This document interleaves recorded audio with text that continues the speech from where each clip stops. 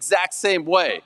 But that's what we've come to expect from the MVP guys, so let's do it one more time, my friends. We are here, as I said, for a very significant event. We are a little over 3 months away from said event. May 16th, 2026. That is the date that you want to circle on your calendar. And I want to explain to everyone very quickly why this is so significant. This will mark the first mixed martial arts event in MVP's history. The promotion is a little less than 5 years old. Historically, when a boxing promotion starts off, they're not crossing over into the world of MMA this early in the game. But that's what Jake Paul and Nikita Bedarian are doing on May 16th of this year. So that's significant point number one. Number two, this will mark the very first MMA card to air live on the biggest streaming platform in the world, Netflix. 325 million subscribers around the world. No pay-per-view attached to it. If you're a subscriber, you're getting this card on May 16th. As you know, Netflix entered the world of combat sports about 2 years ago with the critically acclaimed Jake Paul versus Mike Tyson event. They've had several boxing events since, never before MMA. And if you're a longtime fan of mixed martial arts, like I am, you recognize just how big of a deal it is to see this N associated with the sport we love so very much. And point number three, and perhaps the most important of them all, the main event on May 16th, right here at the Intuit Dome, features two pioneers, two trailblazers. Those words get thrown around a lot in sports, but that's a fact. This is a dream fight, a fight that most of us never even dared to dream about because, let's be honest, they fought in different eras. Back in 2007, on the very first MMA card on premium cable, a young woman named GINA Carano stole the show alongside her opponent, Julie Kedzie. A year later, she was a massive part of the very first MMA card on broadcast television. She was one of the faces of this sport, one of the most beloved athletes in the history of this sport. And that all culminated in a massive super fight in August of 2009. After that, as quickly as she arrived, she left, going on to have an incredibly successful career in the world of television and film. Shortly thereafter, an Olympic bronze medalist named Ronda Rousey came along and took that baton and took the sport and women's MMA to a whole other level. She was a part of the very first women's MMA fight in UFC history, not too far from here in Anaheim, California. That was back in February of 2013. And if I'm being 100% honest, I, at that point, had never seen anything quite like the superstar that she became. I remember being in Brazil in August of 2015 and seeing young women cry at the sight of her. It was akin to the Beatles, I kid you not. And then, of course, in 2016, she left the sport, had a great career in the world of professional wrestling, and now here she is back. Who would have thought in the year 2026 we'd be talking about these two megastars, these two pioneers going toe-to-toe in a 5-round professional bout being contested at 145 pounds. It is all going down, like I said, on May 16th of this year, 2026. Tickets are on sale right now over at Ticketmaster.com. You want to be here in this great venue, one of the biggest events to be held in this venue so far. I know it's new, but this is going to be a massive deal. And if you're not able to come, check us out on Netflix. We're going to talk to all the particulars, those two ladies that I just mentioned, plus two men who were just added to the card. More fights are going to be added, fear not. But first, I think I need some muscle up here, so let us welcome the MVP event models. We've got Hafa and Delia here to back me up in case anything gets a little too crazy. We need some support, dare I say. Bom dia. Thank you, guys. All right. As I said, it's not just about the two women. We've got another big fight on this card. It was just announced about 24 hours ago. Everyone talking about it since. We're going to get a chance to talk to the two men who have just been added to this card, two very big men. First, let us say hello to the pride of Brazil, the 2018 PFL tournament champion.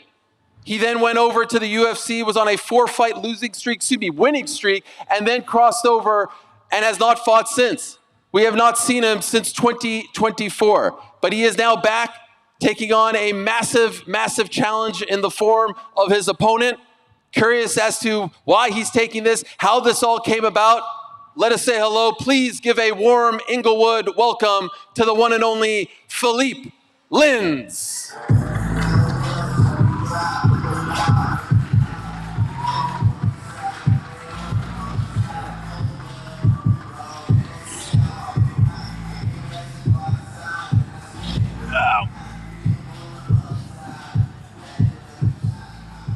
Hello, Philippe. Good to see you, my friend. His opponent really needs no introduction, but I'm going to try to give him one anyway. He is currently the lineal MMA heavyweight champion of the world, the former UFC heavyweight champion, who we have not seen in the octagon for a bit, but he has still been quite active.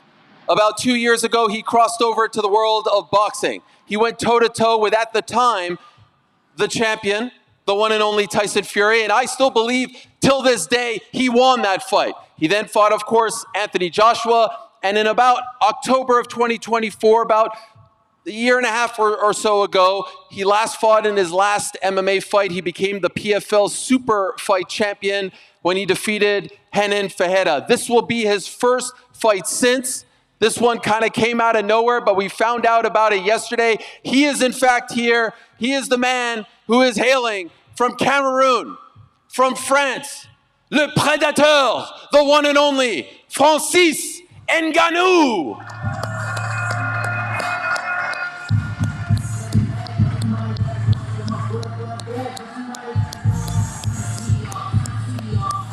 Thank you, guys.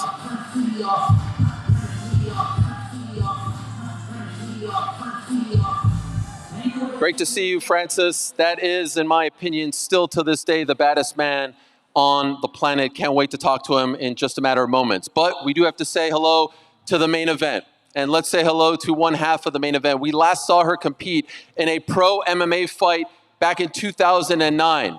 I'll be honest, one of my favorite fighters of all time. And then she left and went on to a great career in the world of TV and Hollywood. But she is now here. She is back. It is actually happening. As I said, brought women's MMA to premium cable, brought women's MMA to broadcast television.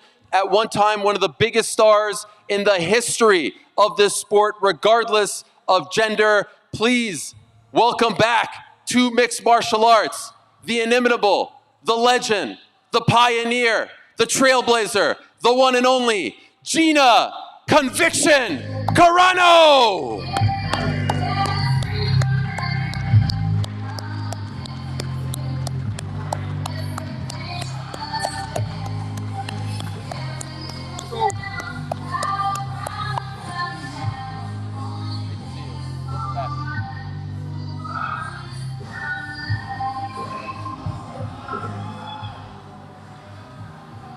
GINA Carano is here. That is unbelievable. We will get to her in a moment. But we have to say hello and welcome back as well to her opponent. 2013, she brought women's MMA to the UFC. And we all know the story by now. They always said women would never fight in the octagon. You've heard it. But it started well before that. Bronze medalist, the Olympic Games in judo. Crosses over to the world of mixed martial arts and is fighting local shows, Strikeforce, and is submitting every single opponent in a matter of seconds with that armbar. An absolute tour de force. Brings MMA, women's MMA to the UFC, headlines that first show in 2013, and then goes on one of the greatest runs in the history of the sport.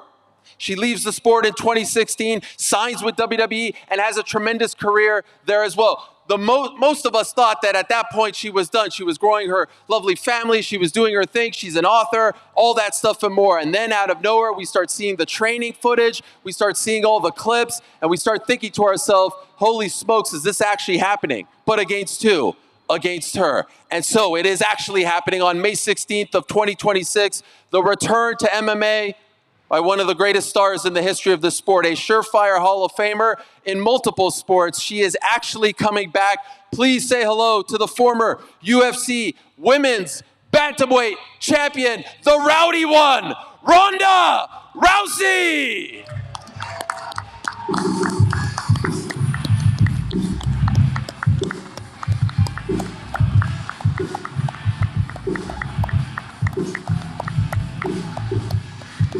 Great to see you, Ronda. Okay, how about this? Again, who could have predicted all of this just a few short months ago? I can't wait to get into it. And I do want to let the media in attendance know that we'll be fielding questions from all of you, so have no fear. You will get your chance as well. I would love to start with Gina. Oh, what? Okay. You deserve it. You deserve it. Okay. You were here first. Welcome back. Nice It's so to great to see see you you. again. It's Thank really you. great to see you. Can I ask you why? Why are you coming back? What's the motivation? Well, obviously the motivation is Rhonda personally asked me, and she was quite the charmer. She asked me politely. She thanked me for so much, and she just she inspired me. And other jobs kind of came up during this, but nothing was as important as this. And to share this moment with her, and to be the one that she would come back for. She's my one as well. So it's hey, we get to live once. And this makes me feel so alive. And so I'm just super grateful for the opportunity. How long was that process from her saying, hey, are you interested?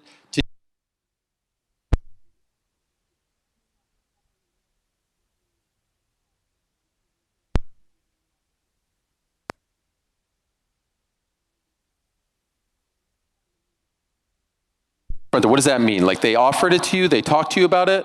Dana gave me a call and he said, Rhonda's pregnant. I think she was 9 months pregnant, right? And she wants to fight. And the only one she wants to fight is you. And at that time, I was extremely, I was extremely sick in my body. Had a couple of tough, rough years, like I think a lot of us did have. And at that time, I was like, you know what, absolutely. And then it just became more and more real as 2025 went on. And it is pretty incredible and surreal to be here today. It's healing, it's exciting, it's everything I could have hoped for. I didn't know I needed this so bad. Well, it is amazing to see you back here, MMA community. Rhonda, it's great to see you back as well. It is surreal in its own right. And I'm wondering, when you decided to leave pro wrestling, was this the plan for you, or did it crystallize in a different way? No, I never thought I would come back. It didn't cross my mind at all. I think it kind of started with my now coach, Ricky, who is originally my mortal enemy. He was coaching against me on The Ultimate Fighter. And he was also coaching my husband, Travis Brown, and he convinced me to give him a chance, and we became friends over the years. And he asked me to help him get his black belt in judo. And I had put a lot of walls around my heart when it came to martial arts and everything like that. I was forced to retire over some neurological issues that I didn't really have any clarity about. And it just hurt to be around it. And when he asked me to teach him, I was like, okay, fine. He would come to my house, and I had some tatami in the garage. And once I started getting deep into it again and explaining things and getting back to it, made me fall in love with martial arts again. It reminded me of the joy that it gave me from the very beginning, and why I love it so much. And I really am a master of it, and I understand it so deeply, and to be able to teach it to somebody who would understand it on that level, it reminded me why I loved it again. And then I got to be pregnant, and I was about 3 months pregnant, and my husband caught me doing suplexes in the garage, and he was like, girl, you gotta give it a little rest. I'm like, okay. I was, 9 months pregnant when I saw an interview of Gina, who I always said I'd only come back for her, but I also was like, man, I hope she doesn't say anything, because I just don't have it, have that love for it in me anymore. But once I found that love again, and I saw her not doing well, I was like, you know what? We both need to reclaim our bodily identity together and rewrite our own endings together. And so then I reached out to her, and it's been it's been such a journey to get here, and so many obstacles, and so many people tried to get in between us and to insert their own agenda. And we went from barely knowing each other and respecting each other to being like, you know what? We're going to fight each other. I told her I will train you to fight me if I have to. Luckily, I didn't have to do that. But yeah, we went from, because of this, I had to get her number and talk to her. Because of this, I had to meet up with her and find a way to make the contract work out. And I thought it was just about me and, finding my love for the sport, and just about her, getting back to finding that fire and that light in her eyes that we all fell in love with. But it's become much more than that. Now it's become about changing the entire landscape of the sport, and challenging the monolith that the UFC has become. And I mean, of course, I just wanted to do something fun, and I ended up having to change the world. But that's the way that we do it. And I'm so happy that we're here, and I'm so grateful that Gina trusted me. When it wasn't going to work out with the UFC, I told her, I was like, we can do this on our own. We don't need them. We don't need anyone. And she said, I'm going to follow your lead. I'm going to trust you.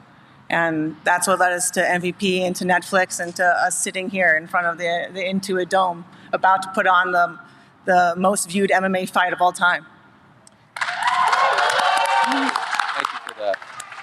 Could I ask, why did it not work out with the UFC? You were so synonymous with the UFC for so long, and so to see you associated with another MMA brand at this point is surreal in its own right. And so could you tell us why it did not work out, and why you feel the way you feel about the landscape? Well, I knew that we could promote this on our own and probably be the most lucrative way to go about it for us. But I have such love and respect for Dana that I wanted to bring this to him first. And I said, I know I can do this on my own, but I would rather fight for you than to fight for me. Just make it make sense for me. And originally we were going to do it New Year's, and it was going to be under the last fight under the pay-per-view model. And he offered me the best pay-per-view structure ever, and I was so grateful. But then, Gina said she needed more time to get in the best shape possible, and that she wanted me to fight the best version of herself.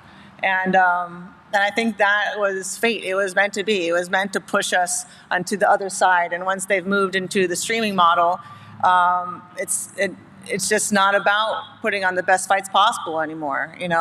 Dana is legally beholden to the shareholders and to maximize shareholder value. And unfortunately, now that they've taken the reins from of the company away from him, it's barely recognizable now. And they need to be saved from themselves. And luckily, I'm here to be their hero. I'd like to ask my friend Francis a couple of questions. Francis, great to see you again. Good to see you. Bon après-midi, as they say. Merci. What a busy few days for you. We wake up on Friday to the news that you're no longer affiliated with PFL. Can you explain what happened and how that led to you being a part of this huge card?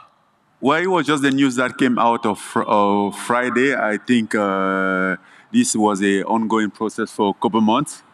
I think we've been in this position since probably January, that I find out that I will not be having another fight in the PFL.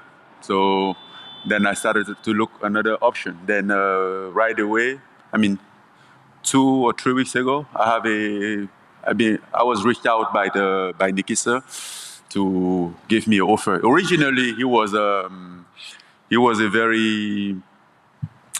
big name. No disrespect to Flip Lins, which is even more dangerous opponent. But originally, he was Rico. So he called me and like, okay, what do you think about fighting Rico in MMA? I'm like, damn, that sounds good. I never thought about it, but I think this is a good opportunity. But long story short, on Friday, 2 weeks ago, and then Rico gets signed for the Usyk fight. So that wasn't an option. And then we were looking for another, for a replacement. And then Flip came out to be the best option. There was a couple names, but among them, Felipe was the the best option. So they choose him. Could I ask, we last saw you in October of 2024. That was your last fight. Yes. At this point, you're a constant talking point for a lot of people in the sport because you were one of the few to dare to fight out the contract and test the waters. Seems like you did well. What's the motivation? Why are you still doing this at this stage of your career? I'm not done. What do you mean, like this stage of my career? I still have a lot of time in front of me, and I still enjoy this. I mean, look, it's been like I'm in a better shape than I've ever been, even like while fighting. For the past 9 months, I was in the gym every day just because I enjoy it. You know, so far it's still my job. Of course, I do some stuff on the side, but this is my primary job. I just wake up, get excited to go to the gym, do what I want to do, and then look around if I have a fight. That's also a privilege of being a free man. You go out there, do whatever please you, and then if there is an opportunity to fight, you fight. If there's not, you do your business, do your living, and keep off moving. You know, the good thing is like when you have to do it because you want to do it, because you like to do it. I think that's when the real pleasure of fighting begins. You know, you don't feel like you're obliged, you're forced to fight, you have to. It's better to fight when you want to fight. And that's the position that I am in right now. And I think in this position, in this rhythm, I can keep going for a couple more years. Love it. Want to ask your opponent, Philippe, a question or two? Philippe, we haven't seen you since you left the UFC on that 4-fight winning streak. I want to get that right, on that winning streak. Why haven't we seen you since then? Yeah, I take 2 years off, and I'm asked to God to give me another opportunity. And he sent this big opportunity to me. Fight on the first MMA event on Netflix with so many legends here. Ronda Rousey, Gina Carano, Francis Ngannou. Is the biggest opportunity of my entire MMA career. We're going to make a history and be a part of this. Is amazing. I'm feeling blessed. Amazing. Your reaction when you found out that they wanted to match you up against the big man, Francis Ngannou, was it yes right away? Yes, was right away. When my manager called me and said, you're going to fight Francis Ngannou live on Netflix. Yeah, I'm on. We have a deal. Send a contract. I love it. Now here you are. It's a big opportunity, guys. It is massive. Yeah. The biggest MMA card in the history of the sport, no doubt about it, as far as the platform and the viewership. The selfish journalist in me wants to ask them a million more questions, but I do want to be fair to my fellow media members, so we'll open it up to questions right here and now. Doug Vasquez from Sports Illustrated. Questions for Ronda. Ronda, you mentioned the love and admiration and respect you have. Try to get closer to the microphone. Hard to hear you. Sure. Sorry about that. Doug Vasquez, Sports Illustrated. Ronda, you mentioned Dana White, all the love and respect you had for him. Ultimately, you couldn't make a deal. Did those failed negotiations lead to some bitterness that led you to publicly criticize them yesterday on social media? No, not at all. He was the one that, when they weren't able to offer me, a respectable deal under the streaming model, he was the one that was like, I want you to make as much money as possible. Don't stay here and take less for me. He gave me his blessing to go out and do it on my own.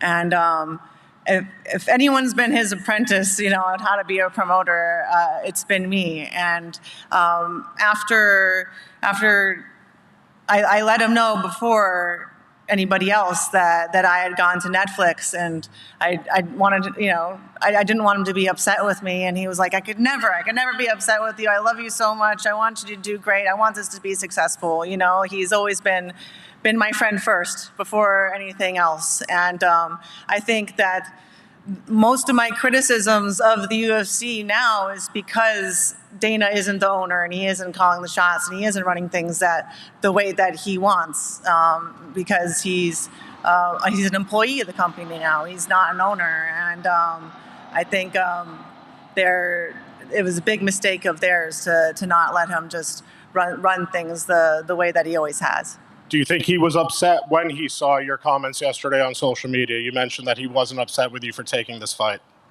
Oh, he knows the White House card sucks. Like, he knows that they were pushing this for over a year, and it fell extremely short of expectations. I mean, he was so upset about it. He was talking about a fight falling out the day before. You know, it's I can guarantee you he's not happy with it either. And he's the one that taught me through example to speak my mind. And then one question for Francis. Francis, with all the success that Jake and Nikisa and MVP have had promoting these big boxing events, when we look back 5 years from now and look at this card, do you think that this will be the card that finally created some competition for the UFC? Absolutely not, because if I remember well, 5 years ago exactly, the MVP promotion wasn't there yet or was just getting started, you know. So nobody could have believed that. But again, with the landscape of the sport today, there have been, and even last year I wouldn't have imagined that. But when I received a call the other day, and then I'm like, I was confused for a second. Then I'm like, wait a minute. So it's a MVP. Then it's gonna be Ronda against Gina. It's gonna be me against Rico, and then it's gonna be live on Netflix. I'm like, damn. So this is it. I wasn't expecting this at all. I didn't see this coming at all. But to be like the right plan, as I just said, with the landscape, with everything that's going right now out there right now, there is a great opportunity here, and I think so many other fighters should be looking at those opportunities, not get stuck. Because at the end of the day, we are independent contractor. We are not employed. We are not working for anybody. We sign contract. We fight. We move on. We fight. We move on. That's it. That's the deal. That's what called independent contractor. We have no guarantee. If we don't fight, we don't get paid. And then we shouldn't be or be entitled by anybody, so-called promoter. Thank you very much. Yes, sir. Jorge Alonso, BroBible.com. This is for Gina. Gina, back in 2009, you fought Cyborg. That was the biggest women's fight in history. Now, 2026, this is going to be the biggest fight in women's history. What are your emotions? What are your thoughts? You know, it's interesting. When I was fighting back in 2009, I felt like I was surviving and trying. There was nobody in front of me to look at to be like, that's who I want to be like. So it was just breaking down barriers and seeing how far you could get. So it was not a plan to do what I did. But now there's a peace and there's a calm. Like, I feel like I be here. I feel like I'm home. I'm around mixed martial artists who are some of the best people in the world. And I feel more calm than I've ever felt for a fight, which is, if you knew me back then, I got really, really nervous. But today I feel like I'm exactly where I should be. And for Ronda, you talked about changing the landscape of MMA, the financial aspect, being the savior. The UFC White House card came out. John Jones had some financial issues with the UFC. What are your thoughts on that situation? I mean, it used to be that UFC was the best place that you could come in combat sports to make a living and be paid fairly, and now it's no longer. It's one of the worst places to go. It's why so many of their top athletes are leaving to go and find pay elsewhere. It's why their champions like Valentina are selling pictures of their titties on OnlyFans. You know, like these people are, a lot of them at the ground level, they can't support their families. They're living poverty level fighting full time. And this company just got $7.7 billion. Like, there's no reason that they can't afford to pay their athletes at least a living wage, and not even that, to at least be able to match what these athletes are making in other sports. Why would they expect to get the best athletes and these best aspiring kids that want to be something into MMA? Why not go into football? Why not go into boxing? Why not go into anything else? And so they're bleeding talent because of their short-term greed. They're thinking about the next quarter. They're thinking about the shareholders. They're not thinking about their responsibility to be, stewards of the future of the sport. And for Francis, you had your issues with the UFC, with the financial issues as well. You're seeing John Jones go through the same things that you went through. Do you have a message for him, and what are your thoughts on the situation? You know, I think 3 or 4 years ago, I was saying this out loud, and I will still say this, not only to John Jones, but everyone that out there and who's probably in the same situation, because I think most of them are in the same situation. We are not an employee, we are independent contractor, and then we should be able to get what we deserve. And if we don't get, we will be able to have a right to walk away and go look other option. Because the thing now is that there is always like contract tying people up, and then they can get free, and then you want to set free, and then they muscles you up, you know, and lowball you.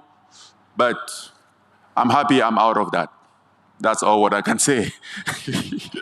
Thank you. I just wanted to ask a question to Gina. How are you viewing the state of your MMA career? Is this a one and done? Is this a, you know, let me see how I feel on May 17th, the next day?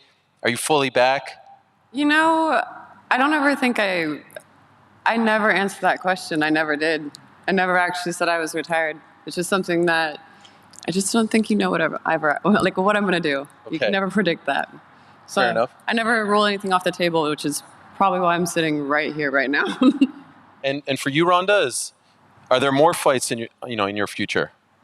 I mean, I guess it depends on how this one goes. But man, I really want some more babies. Okay. And it's getting to the point in my life where I can't really be taking any more detours, and I really want to be fully present for my husband and my kids. And it gets to a point where it's like, when are you going to be impressed enough with yourself to spend some time with your family, you know? And unfortunately, I've been able to integrate, home life and everything with this camp.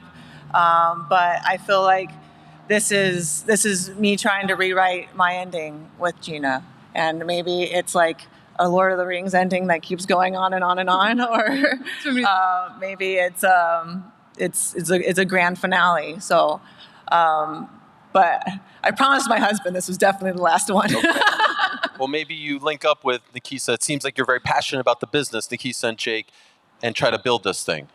I mean, I told him he definitely would like some more fights out of me, but I told him I can't be your Connor, but I'll be your Dana. And he said, we'll see how this goes first. But when I'm running sprints, I like to look at the horizon, not my feet. Fair enough. Well said. Back to the media. Let's try to keep it to one or two because there's a bunch of people in line. Go ahead. Gabriel Gonzalez for Cage Side Press. Question for Rhonda. You talk about the mutual respect with Gina. What would you say is the impact that she had on the sport when you watched her compete, and the impact she had maybe for your own career? I mean, I would not have known that women's MMA existed if it wasn't for her. I was training for the 2008 Olympics when I saw her fight Julie Kedzie and saw the awe and admiration and respect that she commanded from everybody in the room. She stole the show, and I was so envious of her. I saw her fight, and I was like, I could totally kick her ass, but I was also so in awe and enthralled with her. And she planted that seed in my mind where, I was training for Olympics. I would try to listen to music and think about, I'm going to win the Olympics and my Olympic matches and all of this and doing judo. And it just kept creeping in my mind. I would think of winning MMA and winning MMA matches. And she planted that seed. And my mom has a saying that you can't unhave a thought.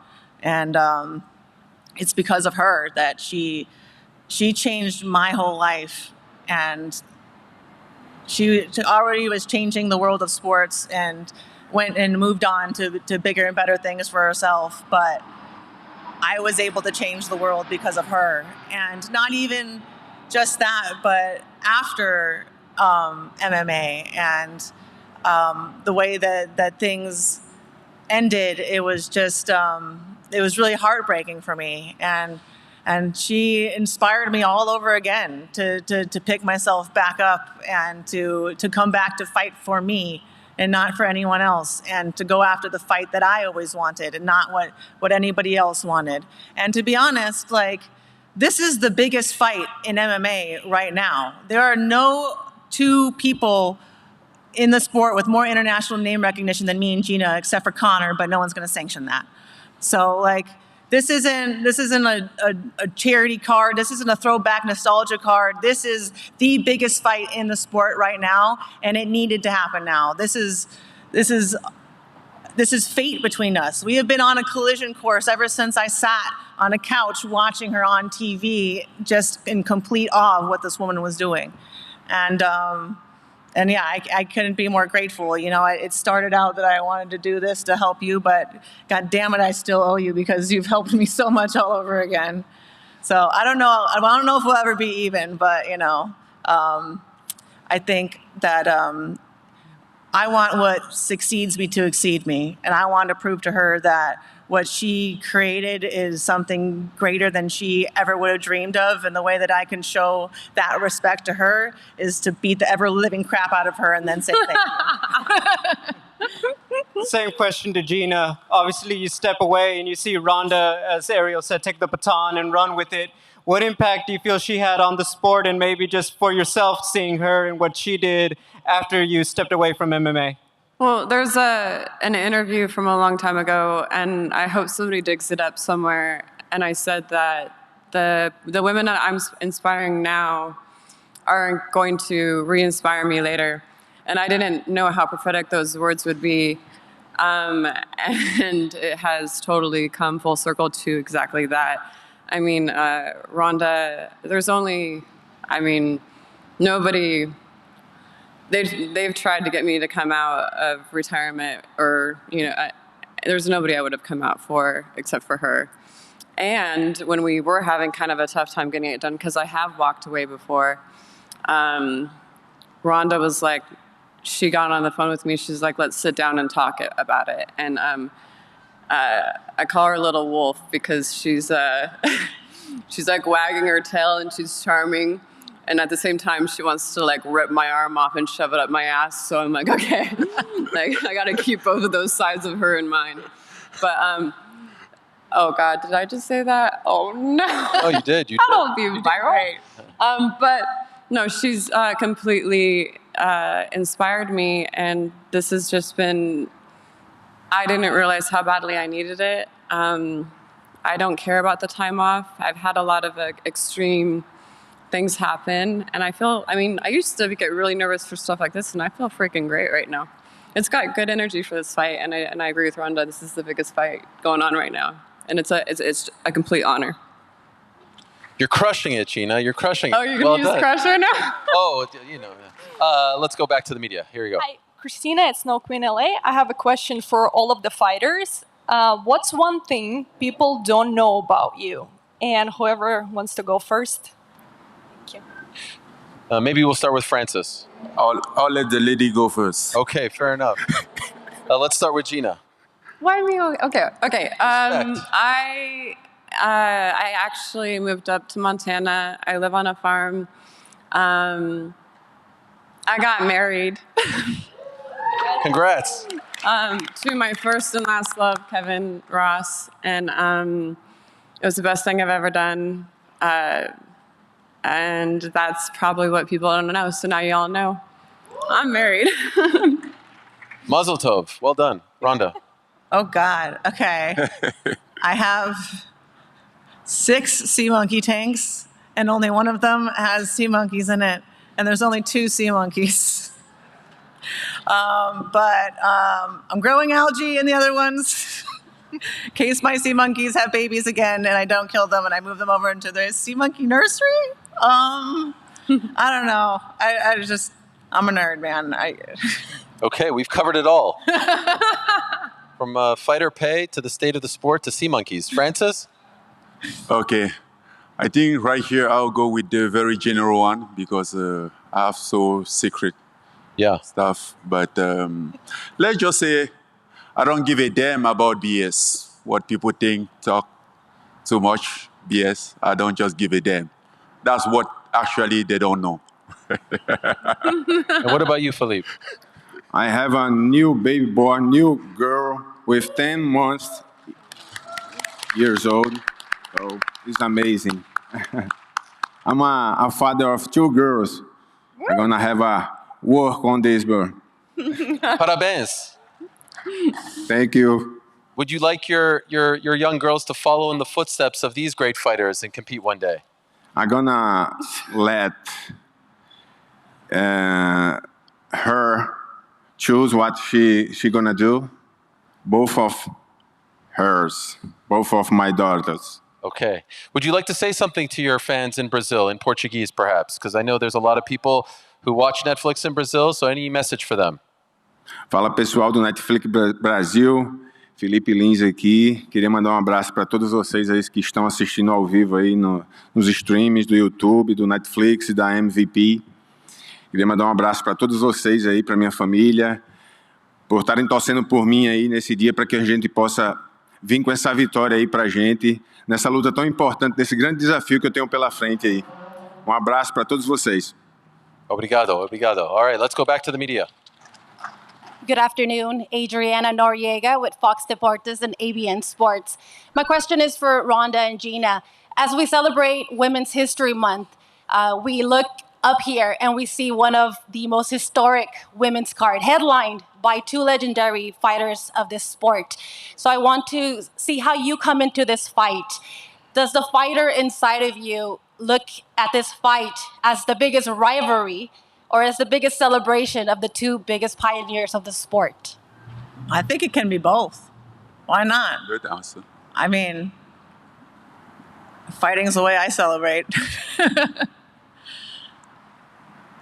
I've been asked about Ronda for the last 16 years. Are you going to fight Ronda? Are you going to fight Ronda? And it's so easy to tell these people, oh yeah, I would, I would. And then to be able to do it. So putting words to action is, I think, one of the best things you could do in life. And for it to be Ronda and for it to be, this is just, it's epic. It's just absolutely epic. I have been a part of so many firsts in my life. And I'm just so blessed and fortunate that it is with Ronda. And I'm definitely coming to win. So make no mistake about that. It's competitive, and it's also everything else. Thank you. First women's MMA fight on premium cable, first women's MMA fight on broadcast television, first women's MMA main event, and now first MMA fight on Netflix. And first women's MMA fight to go 5-minute rounds with Cyborg. So this will be my second fight. A lot of firsts. That was obviously a cheating, roided up bitch that totally cheated you out of your title that was deservingly yours. So you're too nice to say it, but I'm going to say it. Fuck her, and you're the best. You know what I love about Ronda? Some people go away and they lose the fastball. I feel like the fastball is at like 105 right now. It actually somehow got even faster. I'm not sure. We've missed you. Welcome back. It's just because you've been at so many boring press conferences that you forgot how interesting it could be. I actually don't go to the press conferences. We missed you, Ronda. We missed you. I miss you. We all miss you. I think a lot of the media here misses you. All right, here we go. Eduardo Mata, No Mas Boxing. My question is for Ronda. Yeah, it should have been a better name. You dominated in multiple arenas, not just the fight scene, but also film. When you look at your career today, what motivates you now compared to when you first started? I mean, this is a really unique fight, I think, in that it's entirely self-motivated. This is for me. I think my last two fights, I felt like I had to be there for other people, and it got away from me. And this is me really, really reclaiming that. And of course, it kind of becomes more about everybody else because of the grandiosity of this event and everybody that's become a part of it. But deep down, this is the fight that I always wanted, and the only fight that I wanted to come back for. The only thing that could inspire me and light that fire back in me again. Just one more quick question that they asked me to ask. If you could describe Dana White in one word, what would it be? Wait, hold for sound. Yeah. What was that? Yeah, because I was playing. If you could describe Dana White in one word, what would it be? Dana White, if I could describe him in one word, I would say, I think he's loyal to a fault. Thank you. That's a lot of words. That was more than one word. Okay, one word? God. Loyal is good. Loyal. Yeah, more descriptive term is like, he's very loyal. Hi, Gilbert, Casuals MMA. Got 2 questions. Question for Francis. Not too long ago, there were rumblings that you were potentially going to fight the man over there, Jake Paul, in boxing that fell through. But now that you're here at MVP, there's MMA. Are you interested in fighting Jake Paul? And Jake, with a head nod, you want to do it? No, I'm not interested in fighting Jake Paul. Never mind, Jake. Listen, I'm not done. I'm interested in beating his ass. Oh! Whoa. No fighting him. Okay, just beating his ass. Interesting. Yes. Last question for Ronda and Gina. The last 2 big blockbuster fights we saw you guys in. Gina, you were fighting Michael Fassbender and Haywire. Ronda, you were beating Michelle Rodriguez's ass in Fast and the Furious. Are we going to see a barn burner like that? 30-second flying armbar, switch kick, head kick, KO, 30 seconds. Or are we going to see Max Charles Oliveira? Listen, the great thing about fighting and it not being scripted is that you really have to tune in to find out. So I don't know. I'm prepared for every what's it called? Eventuality? Every Possibility? every possibility. Thank you, God. But you never know. That's the beautiful thing about MMA. You never know what's going to happen. I think it's going to be Fast and Furious, no pun intended, because they're both in the franchise. But I know that with everybody on this stage, you are not going to be disappointed. There's a lot of fights that I see headlining these days that if they were happening in a bar for free, I would walk away. For me, I think that energies make fights, and you really cannot. 1 second. Until you're in front of someone, right, and you feel the energy and you see how they move. I move a little bit different. I know who she's been training with and everything. I don't see it going the full length, but we prepare for the full length, and I think it's going to be. I think it's going to be pretty surprising, actually. Thank you. We'll wrap up the media questions with a question from this young whippersnapper. Hey guys, new on the scene here. My name is Jake Paul from JakePaul.com. My question is for Philippe. I would like to say first, I want the winner of this fight. But Philippe Francis has said he can knock me out and is going to knock me out. What do you think is going to happen in your guys' fight? And do you think you can knock out Francis Ngannou? First of all, Francis Ngannou is one of the greatest heavyweights of all time. This fight is going to be the biggest challenge I'm going to face on my entire MMA career. All respect to Francis. But one victory over him is going to put my name on the MMA history forever. So it's a masterpiece. And all respect to him again, to his history on the sport. But May 16, live on Netflix, I'm going to shock the world.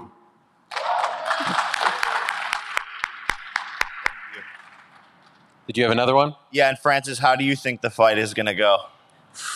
Well, I think I'll win. You know, again, he brings more challenge than what originally supposed to be. But I think I have the tool to answer him because he have a good ground game. We watched his last. I went back and watched his last fight, even at the UFC, who was just a win, and then his last fight was a win. So he proved to be very well-rounded. So I don't know. Whatever comes to me as an opportunity, I'll take him. If he gives me his neck, I don't know, his hand or something, I'll just grab it and finish the fight. Thank you guys. By the way, Jake, do you share that sentiment? Do you want to fight him? He said he wants to beat your ass. Yeah, no, I mean I'm down. I've always been down. You were the option before Anthony Joshua, and you ran like a duck. And I bet you didn't think I would last longer than you did with Anthony either. So you just know that you get worked in boxing, and I would love to see it someday. No, I think you were just being a small boy, like not understanding, being a little disrespectful, and that's why I want to kick your ass now. I really didn't want to fight you, but now I want to beat you. So there's a difference. Let's do it. And that's why I hold it the statement that I want Let's do just beat you up. Hey, Philip, I got you. And could I ask, since you're here, I mean, for you, as a longtime MMA fan, Jake, to put together a fight like this, I know you and your brother have been watching MMA for many years. When they were coming onto the scene, you were watching. I believe you said that you did a little bit of judo because you were inspired by Ronda. To see it all come to fruition like this on a platform like this, on Netflix, personally, for all the things you've done, what does this mean to you?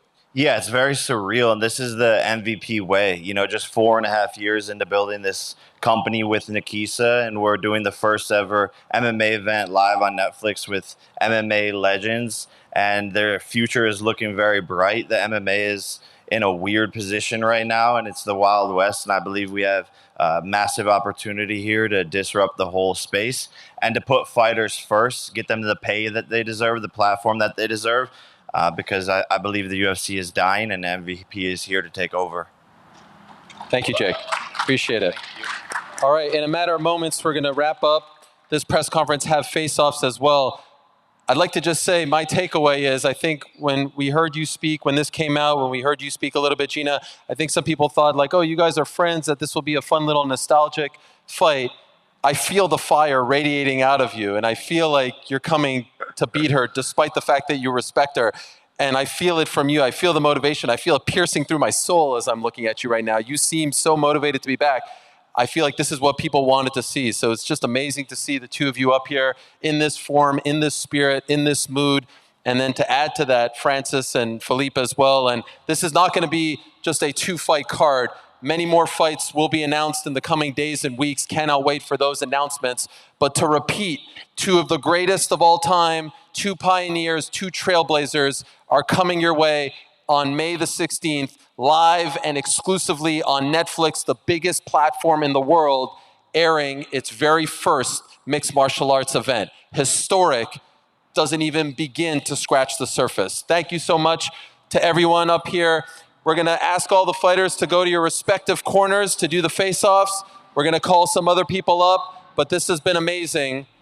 And I appreciate all the media. Sorry we couldn't get to everyone in attendance, but you'll have other opportunities to speak to all these fighters over the coming weeks. Great to see you. Great to see you. A reminder that tickets are on sale right now at Ticketmaster.com. May 16th, Intuit Dome, home of the Los Angeles Clippers.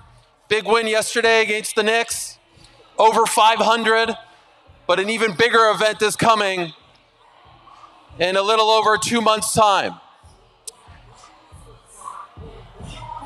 Well, welcome back to the stage, the MVP event models, Rafael and Delia. And we will also welcome to the stage the co-founders of Motions, Nikisa Badarian and Jake Paul.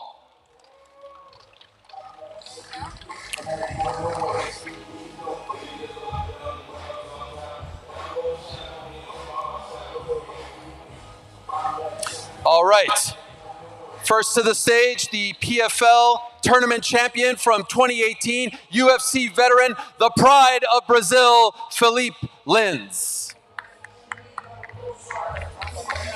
And his opponent, Le Predateur, the former UFC heavyweight champion, the lineal MMA heavyweight champion, the MMA fighter turned boxer, now back to mixed martial arts, Cameroon and France's own Francis Ngannou.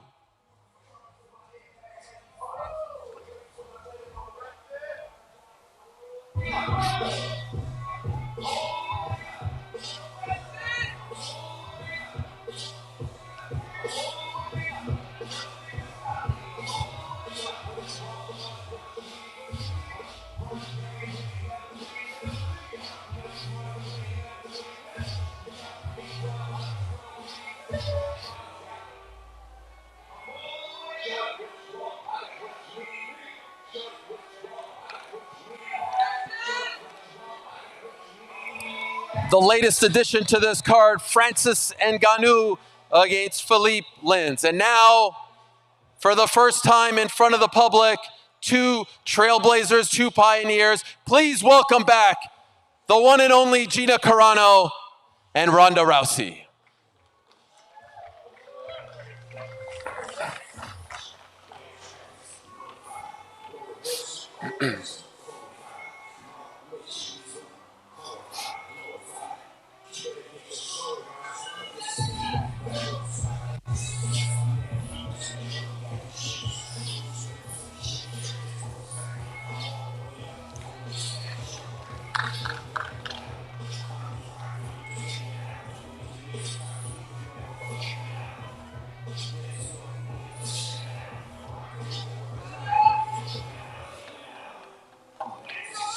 All right, we're gonna bring back everyone to the stage now.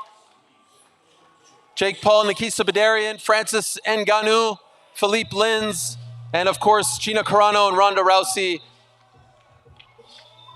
The four fighters competing on this card, many more to come. The two men who made this all possible, who first brought boxing to Netflix and now are bringing mixed martial arts to the biggest streaming platform in the world.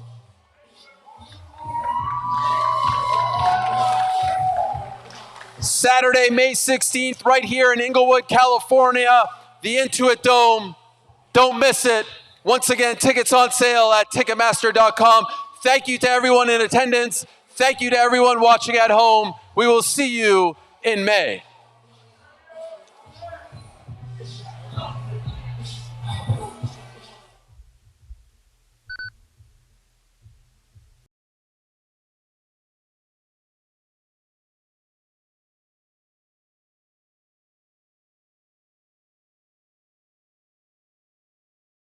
Follow